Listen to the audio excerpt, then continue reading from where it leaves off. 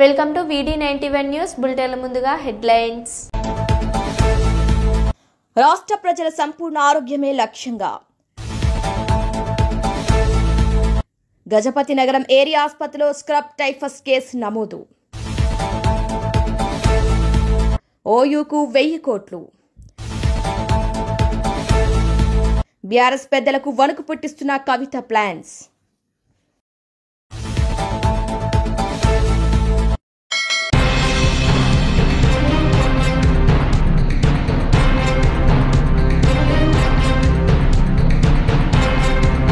ఉస్మానియా యూనివర్సిటీకి 1000 కోట్లు కేటాయిస్తూ సీఎం రేవంత్ రెడ్డి జీవో విడుదల చేశారు.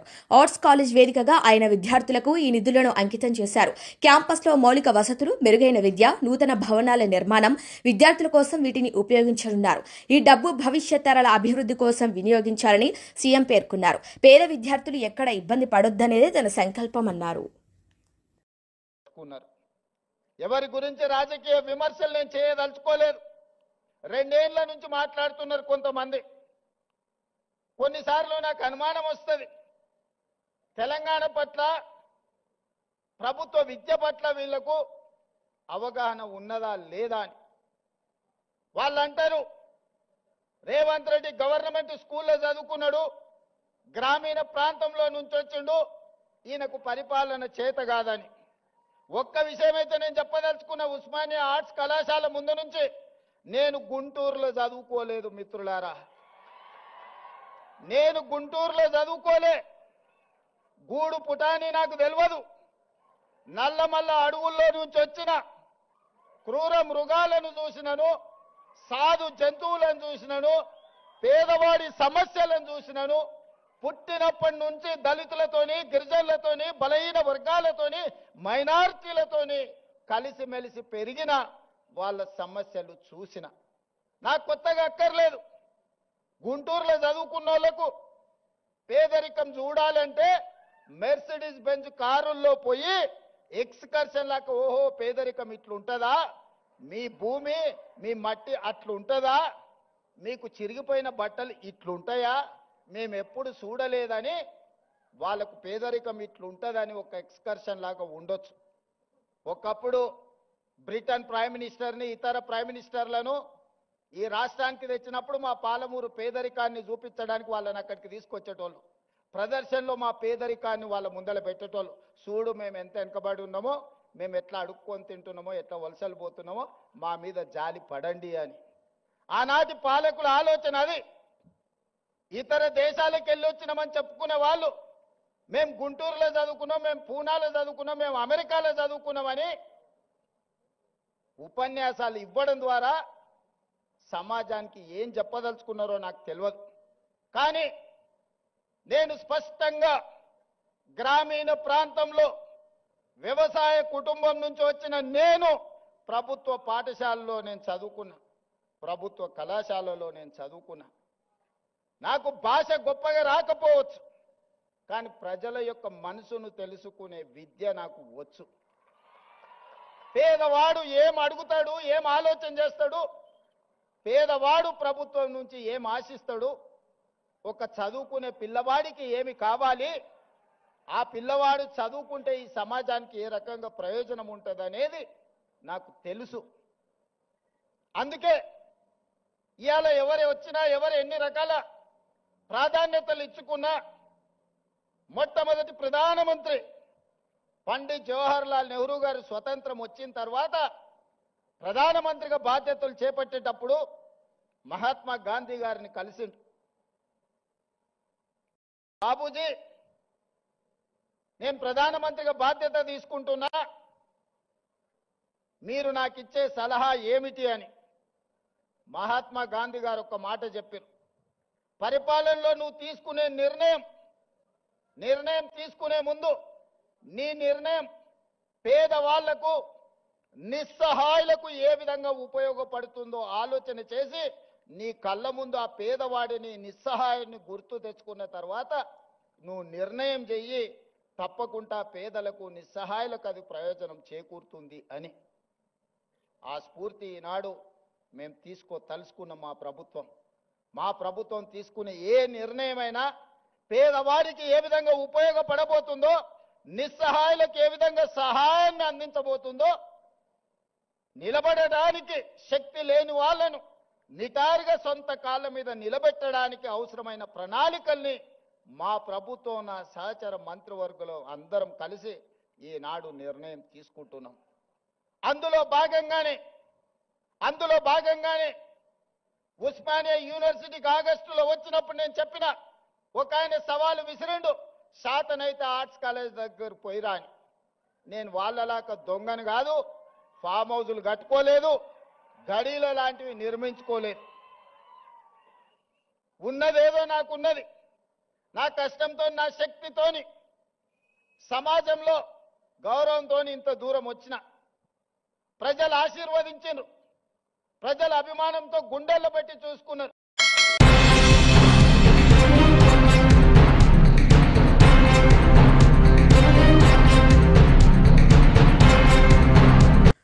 ప్రభుత్వం నిర్వహించాల్సిన మెడికల్ కళాశాలలను ప్రైవేటీకరణ వ్యక్తులకు అప్పగించేందుకు ప్రభుత్వం చేస్తున్న ప్రయత్నాలను నిరసిస్తూ వైఎస్సార్ కాంగ్రెస్ పార్టీ చేపట్టిన కోటి సంతకాల సేకరణకు ప్రజల నుంచి విశేష స్పందన లభించిందని అవనిగడ్డ మాజీ శాసనసభ్యులు సింహాద్రి రమేష్ బాబు అన్నారు.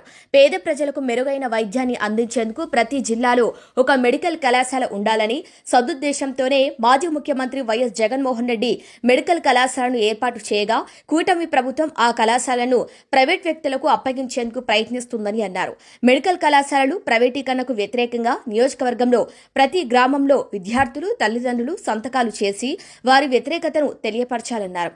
రాష్ట్రంలో కోటి సంతకాలను సేకరించేందుకు కార్యక్రమాన్ని ప్రారంభించగా అవనిగడ్డ నియోజకవర్గం నుంచి 60,000 సంతకాలు చేసిన ప్రతులను మచిలీపట్నం జిల్లా పార్టీ కార్యాలయానికి తరలిస్తున్నామన్నారు. సంతకాలు చేసిన ప్రతులను వైఎస్సార్ కాంగ్రెస్ పార్టీ శ్రేణులు అవనిగడ్డ పార్టీ కార్యాలయం నుంచి బైక్ ర్యాలీ నిర్వహించి అవనిగడ్డ వైఎస్సార్ కాంగ్రెస్ పార్టీ నియోజకవర్గ పరిశీలనకు మాధు శివరామకృష్ణ సమక్షంలో మాజీ శాసనసభ్యులు సింహాద్రి రమేష్ బాబు మచిలీపట్నం తరలించారు.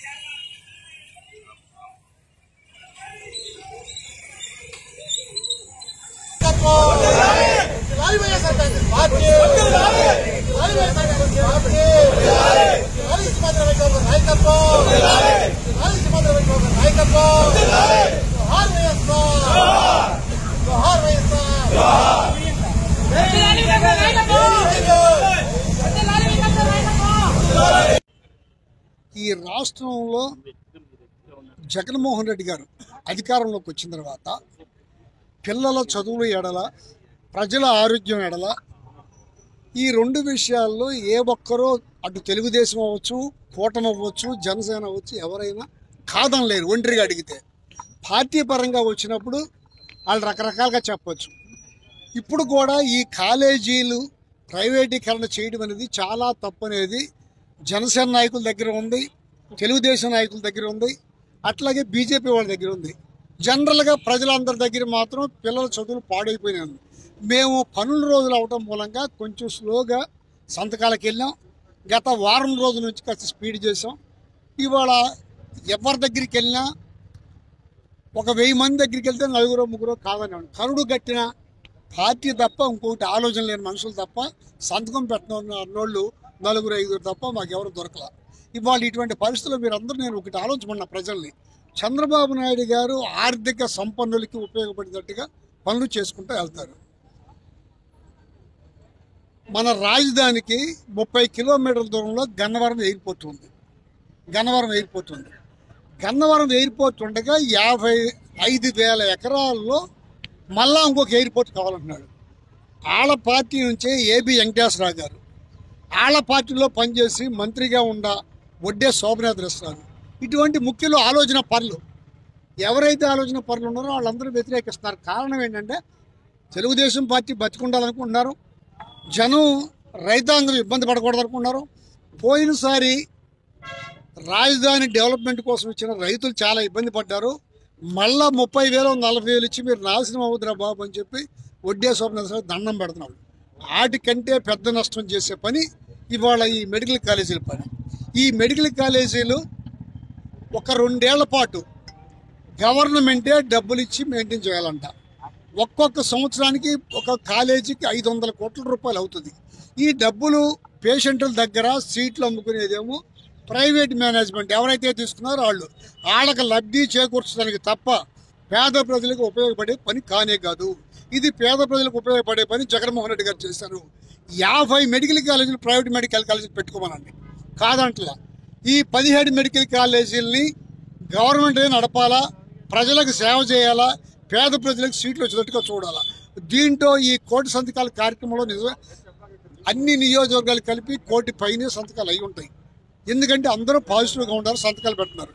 ఈ కార్యక్రమంలో మా మండల ప్రెసిడెంట్లు, కేడరు, ఎన్ని ఒత్తిళ్లుండా, కోతలుండా, కట్యాతలుండా, వర్షాలు పడుతున్నా అందరూ పాల్గొని దీన్ని అంతా పూర్తి చేశారు. వీళ్ళందరికీ పేరు పేరున ప్రతి ఒక్కరికి ధన్యవాదాలు చెప్తూ, ఇప్పుడు కన్నా ఇది గవర్నర్ గారికి సమర్పించిన గవర్నర్ గారు ఆయన కలెక్ట్ చేసుకుని ఈ మెడికల్ కాలేజీలని ప్రైవేట్ పరం చేయకుండా ఆపమని ఈ ప్రజల కోరిక, ఇది ప్రజల కోరికగా స్వీకరించాలని చెప్పి కోరుకుంటున్నాం. ఇందులో మీకు ఫిగర్ చెప్పడం అంటే నేను ఒక 60,000 పేపర్లు ప్రింట్ చేయించాను. దాంట్లో నాకు ఇవాళ 53,000 52,000 వచ్చి ఉంటాయి. ఇంకొక 5-6,000 పేపర్ రావాలా. 14వ తారీఖు దాకా టైం ఉంది కనుక ఈరోజు నేను బందర పంపించేస్తాను. వాటిని కూడా కలెక్ట్ చేసి పంపిస్తాను. సుమారుగా 60,000, 1-2 తక్కువ 60,000 అవుతుంది.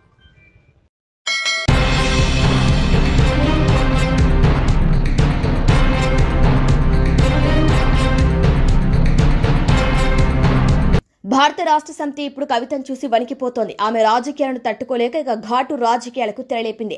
కవిత కేసీఆర్ కుమార్తె అని తెలుసు, అయినా ఆమెను మాధవరం కృష్ణారావు కుక్కతో పోల్చారు. ఇది చిన్న విషయం కాదు. ఆయన చాలా ఘాటుగా మాట్లాడే మనిషి కాదు, మాట్లాడించారని అనుకోవచ్చు.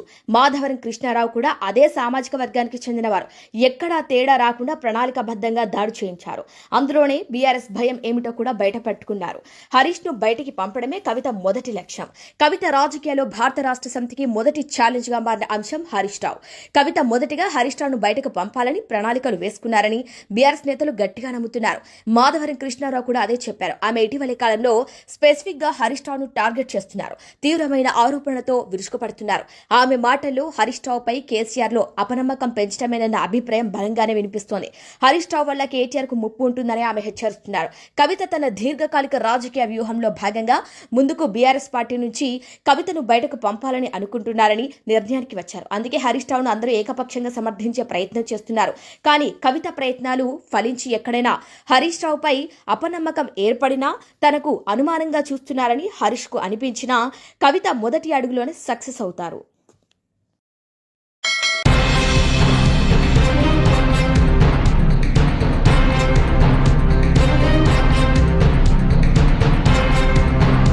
విజయనగరం జిల్లా గజపతి నగరం ఏరియా ఆసుపత్రిలో స్క్రబ్ టైఫస్ కేసు ఒకటి నమోదైంది. బొంటపల్లి మండలం మరువాడ గ్రామానికి చెందిన నీలం కాన్విప్రియ 4 సంవత్సరాల ఈ పాపకి గత 3 రోజులుగా జ్వరం రావడంతో కుటుంబ సభ్యులు ఆమెను ఏరియా ఆసుపత్రికి తీసుకొచ్చారు. చిన్నారికి నిరంతర జ్వరం, బలహీనత లక్షణాలు కనిపించడంతో వైద్య బృందం స్క్రబ్ టైఫస్ పరీక్షలు నిర్వహించింది.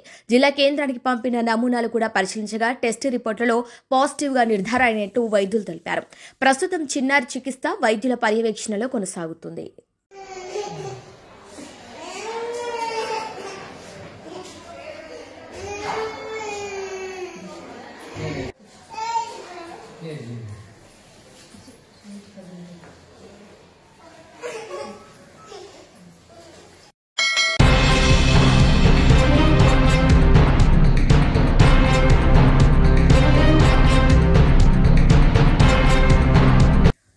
పెద్దపల్లి జిల్లా మంథని డివిజన్లో ప్రారంభమైన గ్రామ పంచాయతీ ఎన్నికల ఓటింగ్ ప్రక్రియ ఓటు వేయడానికి కేంద్రాల వద్ద చలిని లెక్క చేయకుండా ఉదయం నుంచి ప్రజలు చేరుకుంటున్నారు. ప్రశాంతమైన వాతావరణంలో ఎన్నికలు నిర్వహించే విధంగా పోలీస్ శాఖ అన్ని ఏర్పాట్లు పూర్తి చేసిందని పెద్దపల్లి డీసీపీ భూక్యా రామరెడ్డి తెలిపారు. మొదటి విడతలో ఎన్నికలు జరుగుతున్న సమస్యాత్మక కేంద్రాల వద్ద పటిష్టమైన భారీ బందోబస్తును నిఘా కూడా ఉంచామని అన్నారు. స్థానిక సంస్థల ఎన్నికల్లో భాగంగా మంథని మండలం గుంజపడుగు గ్రామం సమస్యాత్మక గ్రామం కాబట్టి మొదటగా పరిశీలించడం జరిగిందన్నారు. ప్రజలందరూ స్వేచ్ఛాయుత వాతావరణంలో తమ ఓటు హక్కును వినియోగించుకోవాలని కోరారు.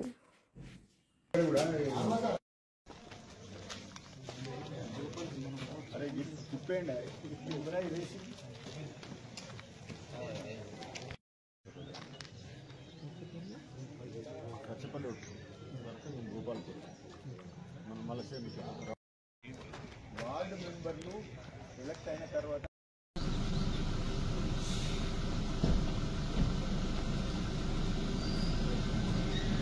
వస్తాడేమో రాకతా ఇంతవరకు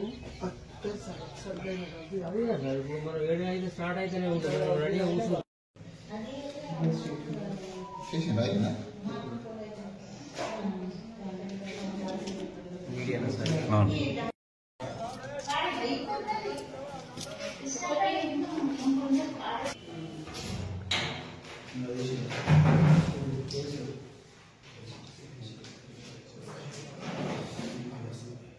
సార్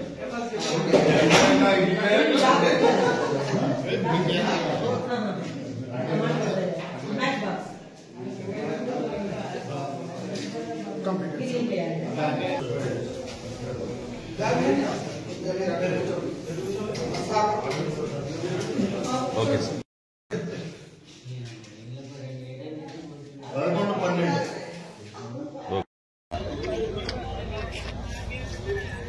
బాబు బండి బయట పెట్టాలి. ఎన్నికలు పటిష్ట బందోబస్తులో భాగంగా గుంజపడుగు మంత్రి మండలం రావడం జరిగింది. ఆల్ మా మొబైల్ పార్టీస్ కానీ స్ట్రైకింగ్ ఫోర్స్ కానీ అంతా ఎన్నికలు నిర్వహించుటకు సంసిద్ధంగా ఉంది. మేము ఆల్ పోలింగ్ స్టేషన్స్ కూడా విజిట్ చేయడం జరిగింది. పోలింగ్ స్టాఫ్ కూడా అంతా రెడీగా ప్రిపేర్ అవుతున్నారు. ఏదేమైనా మేము ప్రశాంత వాతావరణంలో ఎన్నికలు జరిపించడానికి రెడీగా ఉన్నాం. ఇది సమస్యాత్మకమైనటువంటి గ్రామం. ఈ గ్రామం పైన మేము ప్రత్యేక నిఘా ఉంచడం జరిగింది. ఇక్కడ బందోబస్తు కూడా పకడ్బందీగా నిర్వహించడం జరుగుతుంది. ఎలాంటి ఇష్యూనైనా మేము ట్యాకిల్ చేయడానికి ఇక్కడ సిద్ధంగా ఉన్నాం. అందుకే ఫస్ట్ అవర్లో ఇక్కడ విజిట్ చేయడం జరిగింది.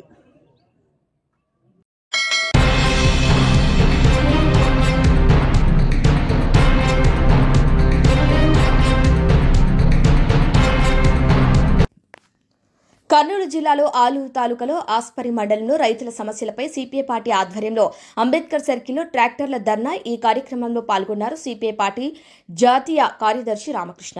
కేంద్రంలో రాష్ట్రంలో అధికారంలో ఉన్న రైతుల్ని పట్టించుకోలేదని, కూటమి ప్రభుత్వం రైతులకు అన్ని నష్టపోయారు, తుఫానుపై నష్టపోయిన పంటలు కొనడానికి ముందుకు రావటం లేదు, ప్రభుత్వం రైతుల పంటలను కొనుగోలు చేయాలని సిపిఐ పార్టీ ప్రధాన కార్యదర్శి రామకృష్ణ డిమాండ్ చేశారు. సాక్షాత్తు చంద్రబాబు ప్రకటించిన ఉల్లి రైతులకు ఏమీ చేయలేదు. 78 ఏళ్లు స్వాతంత్ర్యం వచ్చినా కూడా ఆలూరు తాలూకాలో తాగునీరు సమస్యగానే ఉంది. ఈ కార్యక్రమంలో లక్కీ, లిలిన్ బాబు, గిడ్డయ్య తదితరులు పాల్గొన్నారు. కేంద్ర రాష్ట్రంలో అధికారంలో ఉన్న ప్రభుత్వాలు ఏమాత్రం కూడా రైతు గురించి పట్టించుకోవడం లేదు. రైతు అన్ని రకాలుగా ఇవాళ ఇబ్బందులు పడతా ఉన్నారు. ఒకవైపు తుఫాన్ల వల్ల తీవ్రంగా నష్టపోయారు. ఇవాళ ఏదైతే తడిసిన ధాన్యాన్ని కొనడానికి కూడా ఈ ప్రభుత్వం సక్రమంగా ముందుకు రావడం లేదు. ధాన్యం పండించిన రైతులు, పత్తి పండించిన రైతులు, ఉల్లి రైతులు, టొమాటో రైతులు, మామిడి రైతులు, మొత్తం చివరికి అరటి రైతులు, ప్రతి ఒక్క రైతు కూడా తన ఇబ్బందులు చెప్తా ఉంటే ప్రభుత్వం నిమ్మకు నీరెత్తినట్లు వ్యవహరిస్తా ఉంది తప్ప ఎక్కడ కూడా వారిని ఆదుకున్న పాపాన పోలే. చివరికి సాక్షాత్తు ముఖ్యమంత్రి చంద్రబాబు నాయుడు గారు ఉల్లి రైతులకు ప్రకటించిన సొమ్ము కూడా ఈనాటికి కూడా వారి ఖాతాల్లో జమ చేయాలి. రైతులకు ఏదైతే మీరు యాప్ అని పెట్టారో ఆ యాప్ ద్వారా కూడా మాకేం మేలు జరగడం లేదు చెప్పి రైతులు ఇక్కడ వాళ్ళు కంప్లైంట్ చేస్తా ఉన్నారు. కాబట్టి రైతులు మీరు ఏ రకంగా ఆదుకుంటారో మీరు చెప్పమని ప్రభుత్వాన్ని డిమాండ్ చేస్తా ఉన్నాం. ఇవాళ సిపిఐ ఆధ్వర్యంలో రాష్ట్ర వ్యాప్తంగా ఈరోజు పెద్ద ఎత్తున నిరసన కార్యక్రమాలు చేపట్టడం జరిగింది. ప్రభుత్వం ఇప్పటికైనా దిగి రావాలి, రైతులను ఆదుకోవాలి. రైతులను ఆదుకోకపోతే మాత్రం ప్రత్యక్ష ఆందోళన పూనుకుంటాం. ఇందులో కలిసి వచ్చే రాజకీయ పార్టీలు, రైతు సంఘాలు అన్నింటినీ కూడా కలుపుకొని మరింత పెద్ద ఎత్తున ఉద్యమానికి సమాయత్తం కాబోతా ఉన్నాం. అదేవిధంగా కర్నూలు జిల్లాను ఇవాళ ఈ జిల్లాని ఏ ప్రభుత్వం కూడా పట్టించుకోవడం లేదు. 78 ఏళ్ల స్వతంత్రం తర్వాత కూడా ఆలూరు తాలూకాలో తాగడానికి కూడా నీళ్లు లేవంటే ఇంతకంటే ఘోరమైన విషయం ఉంటుందా అని నేను అడుగుతా ఉన్నాను. ఇవాళ తాగడానికి నీళ్లు లేవు. మీరు ఏ ప్రాజెక్టు కూడా డబ్బులు ఇవ్వడం లేదు. వేదవతి ప్రాజెక్ట్ కంప్లీట్ చేయలే. అదేవిధంగా గుండేవుడు ప్రాజెక్టు గురించి పట్టించుకోవడం లే. గురురాఘవేంద్ర ప్రాజెక్టు గాలికి వదిలేశారు. హందీ నీవా పథకం మీద 80,000 ఎకరాలకు నీళ్లు రావాల్సి ఉంటే అది కూడా మీరు ఇవ్వడం లేదు. కాబట్టి ఏమంటే కర్నూలు జిల్లా అంటే ఏ మాత్రం కూడా పట్టించుకొని పరిపాలకులు ఇవాళ రాష్ట్రాన్ని పరిపాలిస్తా ఉన్నారు. దీనిపైన ఖచ్చితంగా ముఖ్యమంత్రి గారిని కలుస్తాం. ఇరిగేషన్ ప్రాజెక్టులకు నిధులు కేటాయించాలి. ఈ 3 ఏళ్లలోగా ఈ ప్రాజెక్టులన్నీ కూడా కంప్లీట్ చేయాలని చెప్పి కూడా సిపిఐ తరఫున డిమాండ్ చేస్తా ఉన్నాం. అవసరమైతే జిల్లా వ్యాప్తంగా అందరం కూడా కలుపుకొని ప్రత్యక్ష ఆందోళన కూడా పూనుకుంటాం. అదే ఆదోరు జిల్లా ఏర్పాటు చేయాలని ఉద్యమం కొనసాగుతోంది. వారు కూడా ఇప్పుడు మధ్యాహ్నం కలుస్తామన్నారు. కలిసిన తర్వాత ఆ వివరాలు తెలుసు.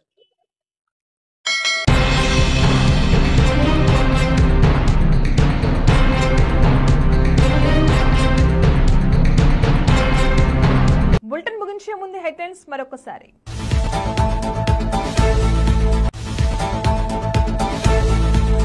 రాష్ట్ర ప్రజల సంపూర్ణ ఆరోగ్యమే లక్ష్యంగా